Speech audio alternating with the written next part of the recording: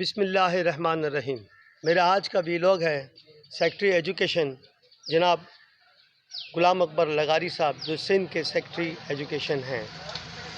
उनके बारे में मैं वीलॉग बनाना चाह रहा हूँ।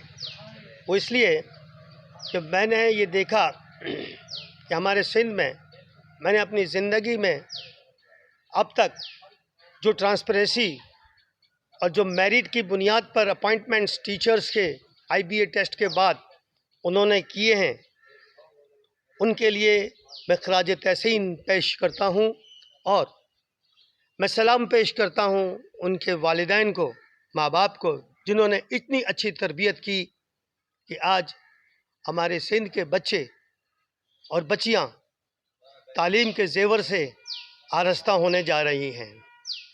और ऐसी तालीम होगी जो इन्होंने काबिल असातिज़ा अपॉइंटमेंट्स किए हैं, बिना किसी रिश्वत के, बिना किसी पैसे देने के जो अपॉइंटमेंट्स करे हैं, वो मैंने अपनी ज़िंदगी में आज तक नहीं देखा। ये पहला मौका है पाकिस्तान की तारीख़ में। खराज तहसीन पेश करता हूँ अवाम की जानिब से उनको। ये मैं इसलिए पेश करता हूँ कि मैंने ये देखा, जब मुझ पर गुज़री तो मैंने ये देखा, मैं उनकी वीडियोस और उनकी इंस्ट्रक्शंस और उनके जो कारनामे हैं और उनकी जो मेहनत है वो सोशल मीडिया पे देखता रहता था, लेकिन ज़ाती तजर्बा नहीं था। लेकिन अब ज़ाती तजर्बा हुआ है तो मैं बताता हूँ कि मैं बड़ी मुश्किल से जो है ना निकला हूँ। अल्लाह ताला ने सुरखरू किया वो इस तरह कि मेरी बेटी जो है वो 53 नंबर JEST में थे और 60 मार्क्स जो थे उसके PST में थे IBA टेस्ट में। लेकिन हमारा डोमिसाइल चूँकि साउथ का था और PRC साउथ की थी, 2009 की थी, और हमारा नाम डिस्ट्रिक्ट ईस्ट में इसलिए आया कि वहाँ से एग्ज़ाम दिया गया। खैर, कट ऑफ डेट का मसला था तो कट ऑफ डेट के अंदर काफ़ी टाइम लगा और माशाअल्लाह अल्हम्दुलिल्लाह गुलाम अकबर लगारी की मेहनतों से ये मसला भी सैयद मुराद अली शाह वज़ीर आला ने हल फरमाया। हम भी शुक्रगुज़ार हैं उनके। जब कट ऑफ डेट का मसला हल हुआ तो हमने रुजू किया डिस्ट्रिक्ट ईस्ट वालों से, तो उन्होंने कहा आपका डोमिसाइल साउथ का है और आपकी जो है वो PRC साउथ की है, तो आप साउथ जाएं। हम साउथ गए। साउथ के DEO कमल कुमार साहब ने हमसे कहा, जब हम गए अपनी फ़ाइल लेकर उनके पास, तो उन्होंने कहा कि मैं जब चाहूँ, आप चाहो तो मैं आपको नौकरी दे दूँगा, आप मुँह उठा के चले आते हो। तो मैंने कहा सर ऐसी ऐसी बात थी, कट ऑफ डेट के बाद हमें उन्होंने ईस्ट वालों ने भेजा तो हम यहाँ आ गए हैं। कह रहे नहीं, ऐसा नहीं होगा, मैं नहीं दे सकता आपको। फिर उन्होंने फ़ाइल देखी, फिर उन्होंने ये ऑब्जेक्शन इरेज़ किया कि 11 अक्टूबर का जो आपका वो लेटर सर नोटिफिकेशन है उसमें 11 अक्टूबर लिखा हुआ है। अब 11 अक्टूबर के बाद जो भी फॉर्म D बनाएगा उसको हम नौकरी नहीं देंगे, मैं नहीं दूंगा नौकरी उसको। मैंने कहा कहाँ लिखा हुआ है इस 11 अक्टूबर के नोटिफिकेशन में कि आप नौकरी नहीं देंगे, या डेट लिखी हुई है कोई कि इस डेट के बाद कोई फॉर्म D बनाएगा। फॉर्म D तो कट ऑफ डेट का गुलाम अकबर लगारी साहब ने ख़त्म फरमा दिया है और वज़ीर आला ने ख़त्म फरमाया, तो इसको कैसे होगा? ये कैसे आप कह रहे हैं कि मैं नौकरी नहीं दूंगा?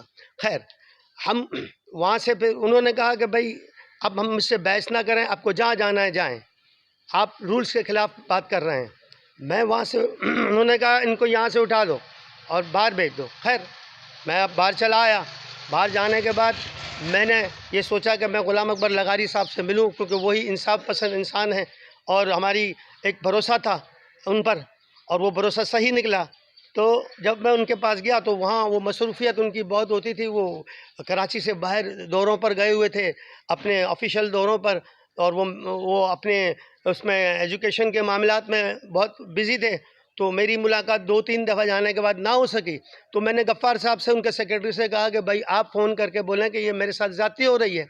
ये तो नोटिफिकेशन में कहीं नहीं लिखा हुआ कि 11 अक्टूबर के बाद आप फॉर्म D बनाएंगे तो आपको नहीं मिलेगी। जिनकी पुरानी डोमिसाइल और PRC है उनको जॉब मिलनी चाहिए, ये नोटिफिकेशन में लिखा हुआ है। तो गफ़्फ़ार साहब ने फ़ोन किया तो उन्होंने कहा कमल कुमार साहब डीईओ साउथ ने कि इनके डोमिसाइल और पीआरसी जाली हैं। खैर वो भी हमने गफ़्फ़ार साहब से कहा कि नहीं ऐसी बात नहीं है, ओरिजिनल हैं। फिर मैं एचआर में मुझे कहा कि आप एचआर जाएं, तो मैं ज़मीर अहमद खोसो साहब के पास गया। ज़मीर अहमद खोसो साहब ने भी लिख कर दिया 2 बार, उन्होंने यहाँ तक लिख कर दिया, उनकी मेहरबानी, उन्होंने इंसाफ से काम किया। मेरिट पर उन्होंने लिख कर दिया कि भाई इनको जो है ना पुराने डॉक्यूमेंट्स देखकर उनको जो है ना जॉब असाइन की जाए, नौकरी दी जाए। लेकिन उन्होंने लिखने के बाद मैं जब वहाँ लेके गया तो उन्होंने लिखा कमल कुमार ने कि इनकी जो है ना डोमिसाइल जो है ना 2022 की है, जबकि ऐसा नहीं था। बहरहाल फिर मैं धक्के खाता रहा। ज़मीर अहमद खोसो साहब ने भी की बात उन्होंने रिजेक्ट कर दी। इसके बाद मैं और भी कई ऑफिसर्स के पास गया, किसी ने मेरी हेल्प नहीं की। ऐसे में मेरी मदद एक दयानतदार, ईमानदार, फरिश्ता सिफत इंसान साजिद हुसैन चांडियो साहब, जो एचआर के डिप्टी असिस्टेंट डायरेक्टर हैं एजुकेशन में, उन्होंने पूरी मेरी फ़ाइल देखी, हिम्मत अफजाई की और कहा कि आप मेरिट पर हैं और नोटिफिकेशन में ऐसी कोई बात नहीं लिखी हुई। बहरहाल मैंने उनसे कहा मुझे मिलाया जाए गुलाम अकबर लगारी साहब से, गुलाम अकबर लगारी साहब से मुझे मिलाया जाए। तो चांडियो साहब ने कहा कि